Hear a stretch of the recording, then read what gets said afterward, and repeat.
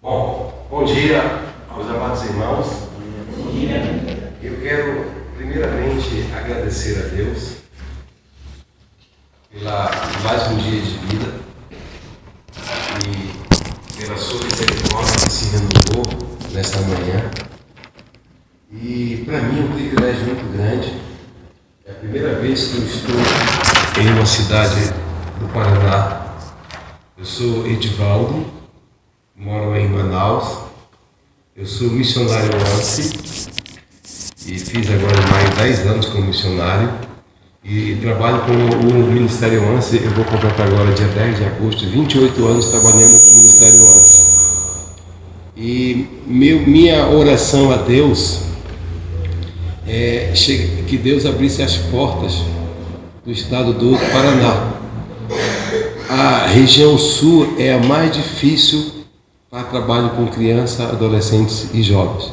Eu levei 5 anos para a gente poder abrir o ANSI no Rio Grande do Sul, na cidade de Ivoti, e agora esse ano, em março, nós abrimos em Sapiranga.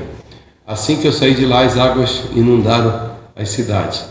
Devo estar retornando agora em julho, se Deus permitir, e através de muitos contatos no Paraná, diga 10, 15, aí depois esquece. E por coincidência, a Cleusa, que manteve contato comigo, ela disse: a partir de agora você vai falar com meu esposo, o pastor, e começamos a conversar. E acabou que eu cheguei aqui para ontem, nós conseguimos dar um treinamento sobre o que é o Ministério ANSI, como trabalhar com ele. E a Cleusa, eu conheci ela em Manaus. Eu trabalhei na Embratel 33 anos. E na época eu estava viajando para a cidade de Eirunepé, consertar telefone via satélite, e ela estava no aeroporto pequeno, que a gente chama de porte menor, e ela tinha, eu acho que eu vindo daqui do sul para lá, para Manaus, e ela foi num avião grande. E lá ela ia num avião de 28, é nesse aviãozinho que a gente vai. Eu disse: não, esse aqui é o médio. Para onde você vai, que é um pequenininho, que é de 4, 6 lugares, e para o avião decolar, a gente vai com a porta aberta para entrar um ventozinho, a gente segura a porta, o vento vai, senão você morre de quentura. Quando o avião sobe, você fecha a porta e você consegue voar. Senão, pequenininho vai ser lá. E ela esteve numa região difícil, acesso. Só vocês terem uma ideia, quando o rio está cheio, de Manaus para Eirunepé, o rio cheio dá 15 dias. Seco dá 30 dias. Não se anda de noite, porque o rio não dá para se andar de noite. Então, se você tiver curiosidade, procure no mapa do Amazonas, Eirunepé, e veja o rio chamado Juruá. É o rio mais sinuoso do mundo, cheio de curva. Você roda o dia todinho, de tarde você está passando pelo outro lado, só que você dá a volta, não dá para a gente passar. Mas Deus me abriu essa oportunidade, fui bem recebido, obrigado pela recepção, o almoço. O almoço foi tão pesado que quase que eu não dou aula ontem. Aí a janta, e agora o café da manhã. Eu ia viajar hoje de manhã cedo, mas eu aprendi uma coisa com Deus: aproveitar as oportunidades. E é um privilégio ver tantos irmãos novos, postos, de poder estar orando por vocês. E que Deus abençoe grandemente a vida de vocês. E cada família tem o privilégio e a alegria de servir a Deus. Eu sou casado com o Bermário, tenho 2 filhos e uma neta. Os 2 filhos resolveram morar em Lages, Santa Catarina. É um lugar muito frio, e eu não me dou muito com frio. E eles estão lá há 4 anos, eu moro em Manaus. Eu fico nessa ponte Manaus, Lages, 4 vezes no ano, para visitar os filhos e a neta. E abastecer a família, porque a gente é acostumado a comer peixe, açaí. A irmã pediu pupunha, vou ver se na próxima viagem eu trago para ela. Pupunha, gostou demais. Tem também o tucumã, tem várias coisas que não tem aqui como tem coisas maravilhosas. Então, e a alegria de poder compartilhar com vocês a palavra de Deus. Se Deus permitir, eu estarei, daqui a pouco eu vou com o irmão ver a minha passagem, eu devo ir mais tarde. Um dia eu vou passar um dia com os irmãos, conhecer melhor e aproveitar esse friozinho.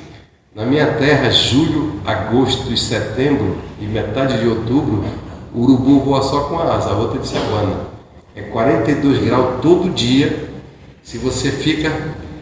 E no mínimo são 10 banhos por dia que você toma. E tomar banho não precisa de toalha para se enxugar não. Você já sai se enxugando pela própria quentura. Mas é gostoso a terra. Então hoje nós vamos meditar na segunda carta do apóstolo Paulo a Timóteo e o capítulo 2. A minha Bíblia é a nova que eu trouxe nessa viagem, ela é a Almeida, a nova Almeida. Mas a gente vai tentar ler. 2 Timóteo capítulo 2 e o versículo 1.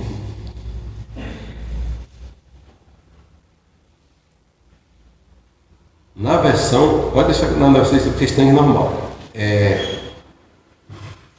Eu tenho aqui a Bíblia na versão que eu gosto também, capítulo 2, o versículo 1. Diz assim: Tu, pois, filho meu, fortifica-te na graça que está em Cristo Jesus, e o que de minha parte ouviste através de muitas testemunhas, isso mesmo transmite a homens fiéis e também idôneos para instruir a outros. Participa dos meus sofrimentos como um bom soldado de Cristo Jesus. Nenhum soldado em serviço se envolve em negócio desta vida, porque o seu objetivo é satisfazer aquele que o arregimentou. Igualmente, o atleta não é coroado se não lutar segundo as normas. O lavrador que trabalha deve ser o primeiro a participar dos frutos. Pondera o que eu acabo de dizer, que o Senhor te dará compreensão em todas as coisas. Vamos orar. Pai querido, muito obrigado por mais um dia de vida e essa oportunidade maravilhosa de nós meditarmos na Tua Palavra. Que o Teu Santo Espírito venha nos ensinar nesta manhã e que possamos guardar a Tua Palavra em nossos corações e assim cumprir como Te apraz. No nome de Jesus, amém. Essa carta aqui é uma das últimas cartas que o apóstolo Paulo está na sua segunda prisão e ele sabe que o seu tempo está chegando. No capítulo 4 diz: olha, o tempo da minha partida é chegado. Então Paulo está ciente que breve ele vai morrer. E ele deixa uma coisa interessante: o Timóteo era como se fosse o seu filho na fé. Então, quando chega nesse capítulo 2, eu gosto muito de meditar nesses sete primeiros, porque não é só para Timóteo. Toda a Escritura é inspirada por Deus e ela é útil para o ensino. Então, a Escritura também serve para os nossos dias. Então, quando você lê assim: Tu, pois, filho meu, na nova Almeida, está assim: quanto a você, meu filho. Então, você que é nascido de Deus, você é filho. Olha o que ele diz: fortifica-te na graça que está em Cristo Jesus. E Paulo está dando esse conselho para Timóteo porque ele tinha já a experiência. Em 2 Coríntios capítulo 2 ele diz que 3 vezes ele pediu ao Senhor que tirasse um espinho que ele tinha na carne. E Deus disse para ele assim: a minha graça te basta, é suficiente. Então, se você olhar, tem gente que gosta de se fortificar nas suas forças. Tem gente que se fortifica nas suas riquezas. Tem gente que quer procurar se fortalecer no mundo. Mas Paulo diz uma coisa interessante: fortifica-te na graça. Irmãos, a graça, ela é que nos salva primeiramente. A graça, ela nos santifica. A graça, ela nos sustenta. E a graça supre todas as nossas necessidades. E é a graça que nos vai levar salvo para o céu. Então nós temos uma âncora, irmãos, que nós estamos vivendo em dias difíceis. Nós passamos por uma pandemia. A gente passa por tribulação.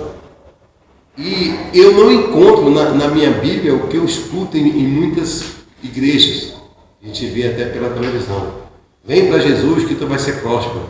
Vem para Jesus que tu vai ganhar isso, que tu vai ganhar aquilo. Em João capítulo 16, o verso 33, ele diz assim: estas coisas eu vos tenho dito, para que tenhais paz em mim. No mundo passais por aflições. Então a gente vai passar por aflição, é questão de tempo. No livro de Isaías, ele vai dizer: quando passares pelas águas e pelo fogo, é só questão de tempo. A gente vai passar por tribulações. Mas onde que está a nossa confiança? Onde está a nossa âncora da nossa vida? É muito fácil a gente citar a Bíblia, mas precisamos meditar. Entrega o teu caminho ao Senhor. Confia nele e o mais ele fará. Quando a gente está passando por alguma dificuldade, alguma aperreio, a gente ora a Deus: Senhor, eu entrego nas tuas mãos. Aí daqui a pouco está de novo pensando. Então a gente precisa descansar na graça. Ela é suficiente. E a graça só está somente em Jesus. E quando eu era mais novo na fé, eu me converti em 1991, a gente cantava vários corinhos. Tem um hino, eu acho que do cantor cristão, acho que é o 366. A minha fé e o meu amor estão firmados no Senhor. Então, irmãos, que bom a gente ter o Senhor Jesus como nosso Senhor, nossa segurança.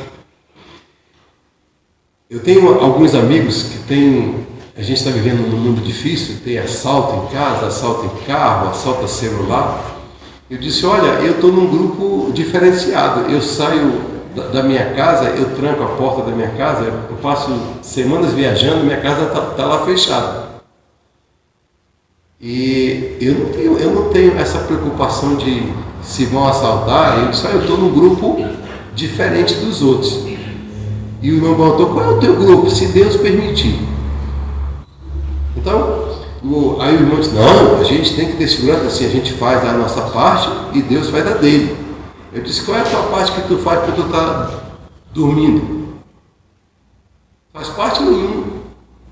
Então a nossa segurança é Deus. Ele é a nossa rocha, a nossa fortaleza. Qualquer coisa que venha até nós temos que nos fortificar na graça. E um crente, irmão, só vai ser forte quando ele conhecer a palavra de Deus. Quando vier a tribulação, quando vier as dificuldades, você vai vencer conhecendo a palavra de Deus. Você vai ver a tentação do Senhor Jesus Cristo. 40 dias e 40 noites sem comer nada. Veio Satanás tentar o Senhor Jesus. E como que ele venceu? Pela palavra. Então, irmãos, Paulo está morrendo, mas fala: Timóteo, daqui em diante eu vou morrer, mas a tua segurança é o Senhor Jesus. E lá no livro de Hebreus diz assim: olhando firmemente para o autor e consumador da fé, Jesus. Então, irmãos, tem crente que olha para si próprio. Olha para as circunstâncias do dia a dia. Então, olha como é que está a sua fé, a sua segurança. Você está abatido, está passando por algum problema, está sentindo dificuldades. Fortifica-te. E Jesus disse para Paulo: a minha graça te basta, ela é suficiente para tudo. E aí ele vai dizer qual é o remédio, é a graça para poder se alimentar. Você vai se alimentar de Jesus. Aí ele vai dizer aqui, no versículo 2: participa dos meus sofrimentos. Isso que até as igrejas modernas não pregam. Não diz participa da minha prosperidade. Participa dos meus sofrimentos. Mas tem uma coisa interessante que Paulo fala, que Paulo está em Roma e vai falar algumas coisas sobre a cidade de Roma. Participa dos meus sofrimentos como um bom soldado de Cristo Jesus. O que lembra nós a figura de um soldado? O que você, quando vê na rua, você vê a figura de um soldado? E Paulo está falando sobre o soldado, o que era ser um soldado romano, cheio de aparato. Então, para mim, o soldado, ele dá para nós uma figura de prontidão. Quem já serviu o quartel militar não tem direito a nada, né? O soldado só faz, ele tem que fazer. Você vai num quartel desse aí, você vê alguém lá em pé o dia todinho, pronto. Qualquer momento ele está pronto para atuar. E nós somos soldados de Jesus. Ele é o nosso general, nós estamos marchando para a eternidade. E você vai ver uma coisa que as pessoas não estão mais olhando para a palavra de Deus. Ele diz que nenhum soldado em serviço se envolve em negócios desta vida. Então, irmãos, a prontidão. Como é que está a sua prontidão depois que você está seguro na graça? Deus não chamou ninguém, irmãos, para estar sentado sem fazer nada. E ontem eu estava vendo com o irmão para cá, eu estava contando uma experiência que uma senhora chegou comigo: irmão, eu estou aqui 5 anos e eu estou aguardando o que Deus tem para mim. 5 anos na igreja. Eu disse: o que eu vou lhe responder, a senhora vai ficar com raiva, mas eu vou lhe dizer o que eu estou pensando. Faz 5 anos, eu disse: olha, faz 2000 anos que Jesus disse: ide. Já era passado, está voltando, ela não sabe o que é para fazer, não. Ele disse: ide e pregai o Evangelho. As últimas palavras de Jesus estão em Atos 1:8. Mas recebereis poder ao descer sobre vós, e sereis minhas testemunhas. Jerusalém, em toda a Judéia, toda a Samaria e até os confins da terra. Eu estou já na Samaria. E a pessoa chega: irmão, eu estou aqui, eu não sei o que eu vou fazer. Você é testemunha do Senhor Jesus. Então, seja um soldado. Lembra que quem chamou você para a obra não foi pastor, não. Eu tive recentemente agora numa cidade de Itacoatiá, que é município nosso, 300 quilômetros quase. E a igreja está já com 2 anos sem um pastor. Está o moderador tomando conta. Irmão, nós estamos saindo porque nós estamos sem pastor. Eu digo: vem cá, Jesus deixou de ser pastor? Nosso pastor é Jesus. Quem está à frente de uma igreja é um servo dele, preparado para guiar o rebanho. Você não pode seguir homens. Você tem que seguir a Deus. Então é interessante que as pessoas estão assim se envolvendo em negócios desta vida que vai passar. E Jesus disse: olha, vai passar os céus e a terra, mas a minha palavra permanece para sempre. Então, seja um soldado. Lembra que quem chamou você foi Deus. Irmãos, e a Bíblia diz uma coisa interessante que muito crente não acredita: a nossa luta não é contra a carne nem sangue, contra os principados e as potestades das regiões celestiais. E cuidado que o nosso adversário, só quem pode detê-lo e vencê-lo é Jesus. A Bíblia diz que o diabo anda em derredor como um leão que ruge, procurando alguém para devorar. Resistir firmes na fé. E Paulo relata à igreja de Corinto que a gente não pode ignorar os desígnios de Satanás. Ele se transforma em anjo de luz. Muito cuidado. E o soldado de Cristo, ele tem o general vencedor de tudo. Eu venci o mundo. Então você só vai ser um soldado vencedor seguindo as normas que Jesus deixou para você seguir. Obedecer a sua palavra. E agora, a gente anda viajando e as pessoas parecem que mudaram de ideia. Diz que o crente agora diz que é voluntário na obra de Deus. Ele é voluntário. Aí eu pergunto assim: onde que tem na Bíblia um versículo que diz que você é voluntário? E você vem para fazer para Deus a hora que você quer, o tempo que você quer. Não tem isso na Bíblia. Nós somos servos do Senhor Jesus. Fomos salvos para servir a Deus de uma maneira agradável. E o sucessor de Moisés, Josué, foi que fez o povo entrar na terra. Se você for olhar o livro dele, as batalhas que Deus... Você vai ver as muralhas de Jericó, não foi o povo que derrubou, não. Foi Deus. Mas você vai chegar, Josué disse, olha, vocês vão ter que escolher a quem vocês vão servir. Aos deuses dos vossos pais ou ao Deus verdadeiro. E ele diz uma coisa interessante, ó. Eu e a minha casa, um dia seremos voluntários. Serviremos ao Senhor. Então, irmãos, nós precisamos entender, nós estamos nos últimos dias, a porta vai se fechar, e aquele que vai fechar a porta, ninguém abre mais. Eu estava lendo um dia desse, meditando, que Apocalipse é o livro de revelação, que quem mandou João escrever foi o Senhor Jesus. Lá tem 7 cartas a 7 igrejas. A primeira, Éfeso, não tem amor, abandonou o primeiro amor. A última é de estar fora, igreja rica, não precisa de nada, e ele está fora. Então, irmãos, vamos ser soldados de Jesus Cristo. A batalha está cada dia mais difícil, ferrenha, e eu não posso lutar sem as armaduras de Deus.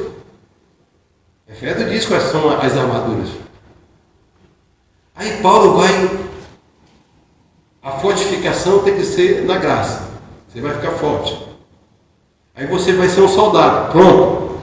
Aí ele vai dizer uma coisa interessante no versículo 5. Igualmente o atleta. E nós estamos vivendo num ano, irmão, que é um exemplo para nós. No mundo. Agora está muito perto de ter as Olimpíadas. Você já viu que a briga nas Olimpíadas, qualquer coisa, é para ganhar, em primeiro lugar, uma medalha de ouro? E para você lutar, ganhar uma medalha de ouro, você tem que treinar, se abster de muitas coisas. Eu vi uma reportagem, aquela moça que é brasileira, que é campeã de ginástica, nos últimos tempos agora. Ela passou 2 anos sem ver a mãe e o pai, sem ver a família, isolada, 8 horas por dia treinando. Tem gente que está passando meses e meses treinando para ganhar uma coroa corruptível, uma medalha que vai ficar. E nós, como atletas de Cristo, nós temos que lutar segundo as normas, as regras. E qual é a regra, irmãos, que a gente tem que ter? Ter uma vida santa, em santidade. O atleta que Paulo está mostrando para Timóteo é a dedicação na obra de Deus. Olha, irmãos, entristece-me muito o coração. É uma nova geração chegando na igreja, conhecendo as redes sociais, dominando os celulares, uma geração que conhece Disney, conhece tudo, menos a Bíblia. Quão difícil hoje é você encontrar um adolescente e um jovem conversando com você e dizer, assim diz o Senhor. Quantas casas você visita que já não tem mais devocional? Quantas casas que a gente vai tomar um café da manhã que não se lê mais a Bíblia? Não se tem tempo mais para uma família? A dedicação maior é em ganhar um lugar no mundo.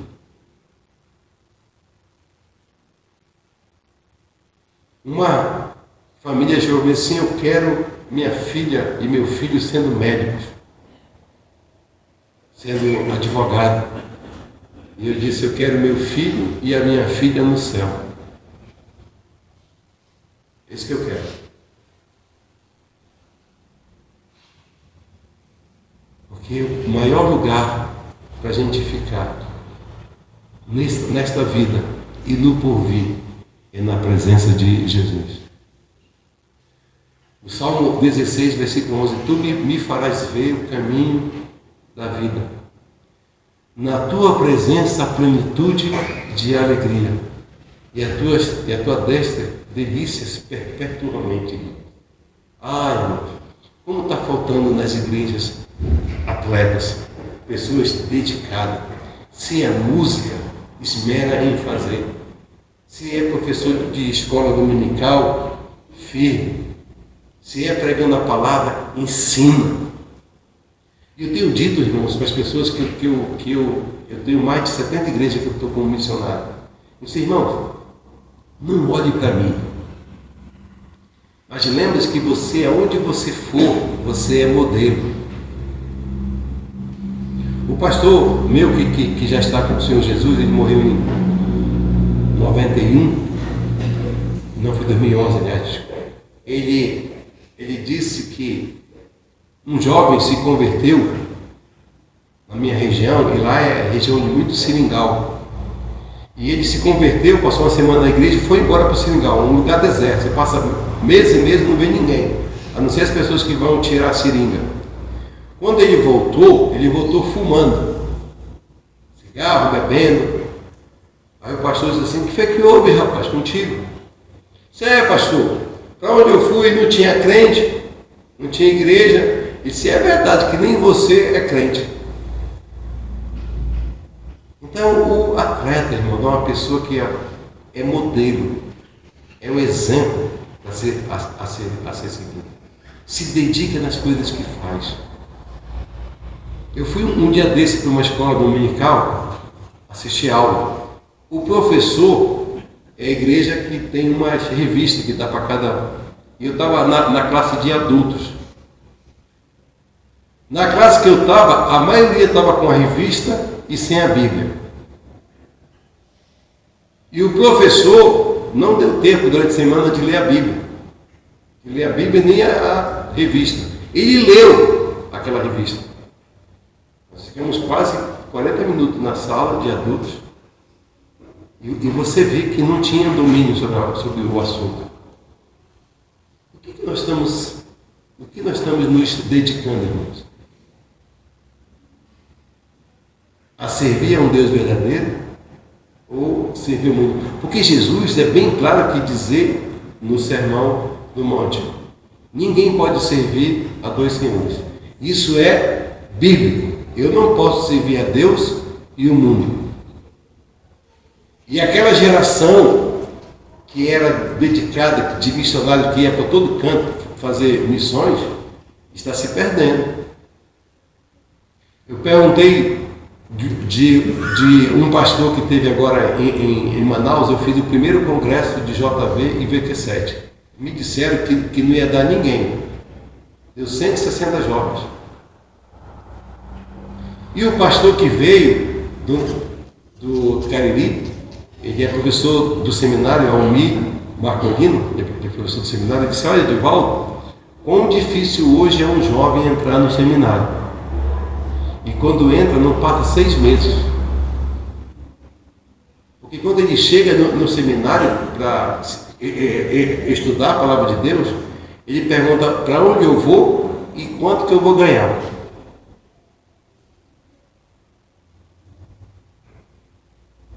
Quanto que eu vou receber? Então, atleta dedicado, segundo a norma, assim diz o Senhor. Você vai ver um exemplo de um atleta bíblico chamado Daniel e os seus amigos. Foram levados cativos e tinham que seguir a comida do rei. Ele disse que não. O rei colocou um decreto que quem orasse ia para a cova dos leões. Ele não deixou de orar, não. Então, como é que está você como crente? Está se dedicando dia a dia? E outra coisa que eu aprendi, irmão, logo cedo, quando eu me converti. Meu pastor dizia uma coisa interessante que ele aprendeu de um outro pastor já velhinho. Se você hoje não está mais santo do que ontem, tem algo de errado na sua vida. Se você não está dedicado mais do que ontem, tem algo de errado. Você imagine Jesus andando com seus discípulos, ensinando dia a dia, e ele dizer para os seus discípulos que estavam com ele todos os dias: uma comida eu tenho que vós não conheceis. A minha comida é porque te fazer a vontade daquele que me enviou e realizar a sua obra. Então se dedique nas coisas de Deus, porque ele disse: eis que cedo venho e comigo está o galardão, e eu retribuirei conforme as obras de cada um. Tem gente que diz assim: eu estou louco por aquele dia, onde Jesus diz assim: entra, servo meu, fiel, que gozo do teu Senhor. Eu sempre digo: olha, cuidado que Jesus não mente. Só vai entrar o servo fiel que ele conhece, não que eu digo, que ele conhece. E a gente, como missionário, a gente tem que estar dando relatório. A vida de missionário é relatório. Se você não dá relatório, você não está trabalhando. E um dia desse uma igreja disse: ou o senhor manda relatório, ou a gente vai excluir o senhor do nosso rol de coisa. Ele disse: olha, eu estou preocupado com o relatório que eu vou apresentar para Deus. Esse eu tenho medo. Mas dos homens eu não tenho medo, não. É o relatório que eu vou... Porque Deus escreve todo dia o que você faz. Tem um corinho que a gente canta para as crianças: o que você faz, o que você diz, Deus tudo escuta e tudo vê. Se Deus tudo vê, escuta o Senhor, tudo que faz não diz você. Deus conhece o nosso coração. E o nosso cuidado, irmão, que o nosso coração ele é enganoso. Ele engana a gente. Então tem gente que está se dedicando em algo que Deus não mandou ele fazer. Lembra de Jonas? Vai para Nínive. Onde ele foi? Para Tarsis. Aí acontece aquela viagem no mar, ele foge, aí o barco vai a pique e joga ele no mar, o peixe vai. 3 dias ele diz assim: a salvação pertence a Deus, joga ele lá fora. Ele vai para Nínive, ele prega, a cidade se arrepende todo dia. Ele foi com raiva, porque Deus salvou aquela nação. Então a gente tem que ter cuidado, se a gente é um atleta segundo as normas de Deus. Assim diz o Senhor, assim eu vou permanecer. A outra coisa que ele fala, olha só, tem a fonte da graça, que é o Senhor Jesus, você vai ficar forte. Tem um soldado que vai ser uma pessoa pronta para servir a Deus, e um atleta que vai se dedicar. Olha o que ele diz agora no versículo 6. O lavrador que trabalha. Quem aqui já trabalhou na roça, que tem sítio, que tem uma roça? Nasce alguma coisa do chão? Ou você tem que ir lá arar? Então ele diz aqui: o lavrador que trabalha. Então, irmãos, tem gente que está na obra de Deus sem fazer nada. E eu disse para aquela irmã que estava 5 anos, disse: olha, cuidado que Deus não quer preguiçoso em sua obra. Muito cuidado. Lavrador, sabe? Participando. Pronto. Não querendo seu nome em evidência. Eu estou com um problema sério, que eu estou com um missionário norte, sul, sudeste, e acharam pouco, me deram a Bahia. O projeto da Bahia é abrir OANS em 380 igrejas. Agora eu quero abrir 2. E eu já fui para a Bahia 4 vezes. Aí o pessoal: irmão, eu queria ser missionário que nem o senhor. Manaus, São Paulo, Porto Alegre, tá? Bahia. Eu disse: olha, eu já fui para Salvador 4 vezes. Aeroporto, rodoviária, igreja, rodoviária, aeroporto, Manaus. Deus não me chamou para ir para Salvador, para ir para a praia. Nem para shopping. Eu já passei por Curitiba, acho que umas 10 vezes. Curitiba, só pela rodoviária. E agora, nessa viagem passada que eu vim de São Paulo, fiz Campinas, Tatuí, Itapetininga, passei por aqui de madrugada, o ônibus parou aqui de madrugada, cheguei em Curitiba, desci do ônibus, aí conheci a outra parte, a plataforma que você desce, entra e vai para de embarque. Só conheci isso, entrei no ônibus e fui embora para Lages. Então a gente precisa ser lavrador, não é dono. Nós somos de Deus cooperadores da lavoura. Nós estamos semeando a palavra de Deus.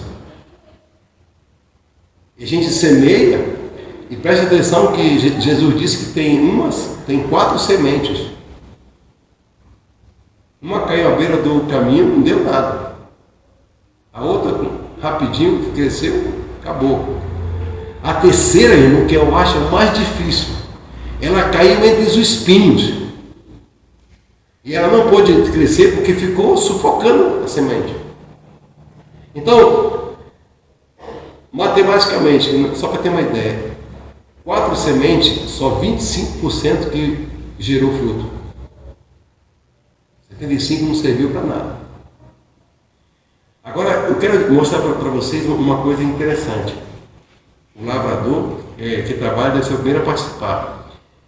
Quando Jesus vai terminar o Sermão do Monte, se você for ler em casa com calma, capítulo 7, ele fala uma coisa que eu fiquei um tempo pensando, como é que pode? Nem todo o que me diz Senhor, Senhor, entrará no reino dos céus, mas aquele que faz a vontade do meu Pai que está no céu. Muitos, se eu disser para vocês que eu já vi muita gente, você pode até calcular 1.000, 2.000 pessoas, mas muitos hão de dizer-me naquele dia, preste atenção, Senhor, abre-nos a porta. Porventura não temos nós profetizado em teu nome? Estavam pregando a palavra de Deus. Em que nome nós não fizemos muitos milagres? No livro de Lucas diz: comíamos e bebíamos na tua presença, tomavam a ceia. Eu não acredito que esses muitos estejam no mundo. Eu, Edivaldo. E sim sentado no banco das igrejas. Sabe o que Jesus vai dizer? Nunca vos conheci.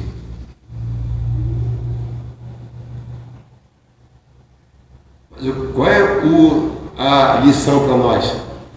Apartai-vos de mim, vós que praticai a iniquidade. Se você pratica a iniquidade, você não é nascido de novo, você não é conhecido do Senhor Jesus.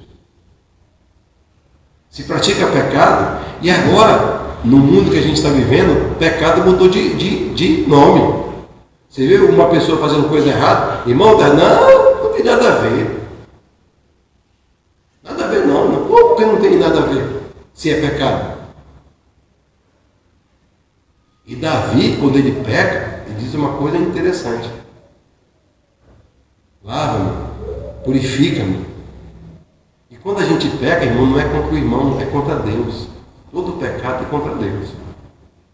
Satanás usa você para atingir Deus. Satanás não está preocupado comigo, não. Satanás está muito preocupado em desonrar Deus. É isso que ele quer. A gente só é instrumento. Então, o lavrador que trabalha deve ser primeiro a participar dos frutos. Irmão, é lindo você ver uma igreja que nem essa aqui. Quantos anos que não tem essa igreja? Você acha que foi fácil a pessoa que vieram para cá? O pastor que ficou aqui anos e anos? Não é fácil não, irmãos. Arar uma terra. É muito fácil, irmãos, as pessoas evangelizar. Discipular que é difícil. Tem gente que é louco que o pai e a mãe se convertam. Todo que minha pessoa se converte. Meu pai aceita o livro, aí fica em casa. Não vai lá com o pai, ensinar a ler a Bíblia, ensinar a crescer, vir para o culto, participar. Eu estava ontem dando aqui treinamento e eu dando treinamento, e tem uma parte no ANSA que chama secretaria. Aí eu disse para a irmã, eu só vai ser a secretária do ANSA. Ela disse, o senhor tem todo o perfil. É porque as pessoas chegam numa igreja com 55 anos, 60 anos, parece que isso se tornou inútil. Irmãos, nós somos imortal até completar a obra que Deus mandou a gente fazer. Quando completa, Ele leva. Não é idade, irmãos. É participação. Eu duvido você dobrar o seu joelho e pedir a Deus que envie missionário para a obra se o seu nome não for o primeiro. Isaías, Deus perguntou a quem enviarei? Quem é de por nós? Disse, eu, Senhor, envia-me a mim. Isaías foi um pouco rebelde e maldizente. Imagina Deus dizer que o animal conhece o seu dono. E o povo de Deus, de Israel, não conhecia Deus. Não participa, né, como um bom soldado. E aqui ele diz como um lavrador. Agora, irmãos, o versículo 7 é o que fecha esse ensinamento. Sobre fortificar na graça, sobre participar como soldado, como ser atleta, como lavrador. Ele disse assim, olha, pondera o que eu acabo de dizer. Presta atenção no que Paulo fala para Timóteo, isso aqui é Bíblia. Porque o Senhor te dará compreensão em todas as coisas. Você tem que parar, irmão. Muitas vezes a gente está que nem Marta, para lá e para cá, sabe? Andando feito doido. Quando eu era em Embratel, uma vez por semana eu deixava o carro na minha mãe. Eu gastava 10 minutos de carro da minha mãe para a empresa. Eu ia lá tomar café com a minha mãe e deixava o carro lá e eu vinha andando a pé meio-dia. E eu voltava para almoçar com a minha mãe, para caminhar, para tirar essa vida de saudade de andar de carro. E sempre que eu vinha, tinha um homem que ficava nos muros da empresa, que era um quarteirão todinho. Ele passava o dia todinho com um caderno, escrevendo. Um dia eu parei e disse, como é teu nome? Ele disse, Paulo. Já tomou café hoje? Ele disse, não, senhor. Espera um minutinho. A gente tinha um hábito na empresa, de todo mês a gente cooperava para a gente todo mundo tomar café junto antes de começar a trabalhar. No momento que a gente tinha como funcionário. Eu peguei o meu pão e o meu café e levei lá para ele. E dei um folheto para ele da Bíblia. Olha, meu nome é Edivaldo, eu trabalho aqui. Eu vou lhe dar uma porção da palavra de Deus. Ele estava comendo, eu conversei um pouco com ele. Ele perguntou, você conhece Santos? Não, só pelo nome, que eu sei que fica em São Paulo, Porto. Então ele começou a falar algumas coisas. Quando eu voltei, os meus colegas disseram assim, rapaz, como é que tu pode falar com doido? Pessoa doido na rua. Eu disse, doido sou eu, que saio de casa todo dia, de carro para cima e para baixo. Aquele lá não tem estresse, não tem um fio de cabelo branco. Tranquilo. Come, bebe, dorme, não morreu até hoje. E eu aqui, ó, feito maluco. Tanto que eu infartei em 2014. E ele lá, bonzinho. Até hoje, quando ele está, ei, Paulo, tudo bem, senhor? Então a gente tem que ponderar. O que é ponderar, irmão? A gente parar para pensar. O que eu estou fazendo, irmãos? Olha essa semana que você viveu agora. A gente está entrando numa nova semana. Hoje é domingo, dia do Senhor. E eu estou triste, irmão, que tem igreja que tem culto de manhã e culto à noite. Eu já fui de manhã, à noite eu não vou mais. Hoje parece que a ideia é você vir para o culto, pastor, eu estou aqui. O senhor já me viu, eu já vou para o mundo. Quem é, irmão, que de coração sincero pode dizer hoje para Deus, de verdade, Senhor, alegrei-me quando me disseram, vamos à casa do Senhor. Eu quero ter comunhão com Deus. Pondera, irmão, olha para todo. É muito fácil eu olhar para a vida do meu irmão. É muito fácil. O pregador pregou, se aquele irmão tivesse aqui, aquela mensagem era para ele. Mas olha para tu, pondera que Deus tem falado para ti. E Ele vai te dar compreensão se tu está certo ou se tu está errado.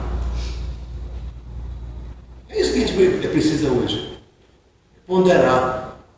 E eu disse uma vez, eu fui trazer uma meditação. Jesus amava uma família: Lázaro, Marta e Maria. Esses três irmãos mostram para mim uma qualidade que eu preciso ter na minha vida. Lázaro é ressuscitado dentre os mortos. Você precisa ser salvo. Sem ser salvo, você não vai servir a Deus em hipótese, porque morto não fala. Então, Lázaro, ressuscitado dentre os mortos, uma nova criatura. Maria, a verdadeira adoração. Como adorar a Deus verdadeiramente. E Marta é um serviço. Então você não pode ser só Maria. Você não pode ser só Marta. Então a gente tem muito. Então eu sempre digo, irmãos, pondera. Eu às vezes eu paro, Senhor, eu estou andando feito para cima e para baixo. Eu cheguei em São Paulo, eu dei aula, cheguei às 4 horas, às 2 da tarde. Não, eu saí de casa, quinta-feira, meia-noite. Peguei um avião 2 da manhã, cheguei no Rio, São Paulo, cheguei em São Paulo 11 da manhã. Peguei um ônibus para Campinas, cheguei 2 da tarde. Fui para o hotel, tomei um banho, fui dar aula de 7 da noite às 10. E dei aula de sábado, de 8 às 8 da noite, parada para o almoço. Domingo de manhã, visitei o ONCE e a igreja. À tarde, dei aula até 3 horas. 10 para as 4, eu peguei o ônibus para Tatuí. Cheguei 7 da noite, fui direto para o culto. Chegou de novo, falei, pastor assim, irmão, a gente pode conversar sobre o ONCE? Eu estava morto de cansado. Eu vou dormir, amanhã a gente conversa.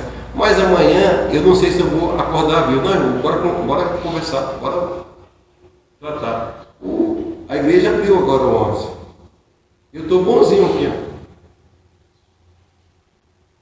Então, irmãos, ponderar, às vezes a gente sacrificar a nossa vida. E eu termino dizendo para vocês uma coisa, o que Jesus disse para mim e para você. Todo aquele que quer vir após mim, preste atenção, negue-se a si mesmo. Paulo tinha essa convicção: agora já não sou mais eu que vivo, é Cristo que vive em mim. Lucas diz assim: tome a sua cruz dia a dia. É pesada a cruz, dia a dia, para tomar a cruz, aí você vai seguir Jesus. Mas enquanto você estiver no seu conforto, no seu habitar que você acha maravilhoso,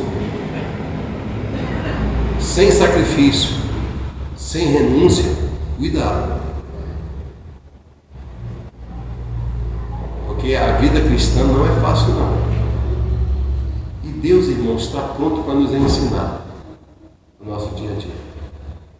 Então, quando eu olho o Paulo já morrendo, dando esses conselhos, eu termino dizendo que Paulo diz uma mensagem maravilhosa para Timóteo: eu combati o bom combate, eu completei a carreira e eu guardei a fé. O último capítulo ele diz assim: todos, na minha primeira defesa, todos me abandonaram, todo mundo abandonou Paulo, ninguém foi a favor dele. Ele disse mais uma coisa que eu acho bonita, irmãos: mas o Senhor me assistiu e me revestiu de força. Deus não abandonou Paulo. E Deus não abandona nenhum de seus filhos. Nenhum. O único filho que Deus abandonou foi Jesus no Calvário. Ele estava pagando o preço do nosso pecado. Amém? Que Deus vos dê uma semana abençoada e muito obrigado pela oportunidade.